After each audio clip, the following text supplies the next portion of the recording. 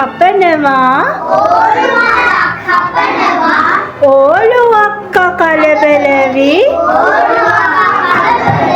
ඉඳගෙන කෑ ගහනවා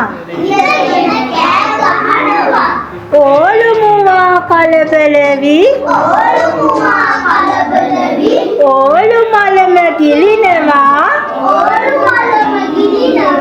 ඕක මගේ ඕලු අක්කා කියනවා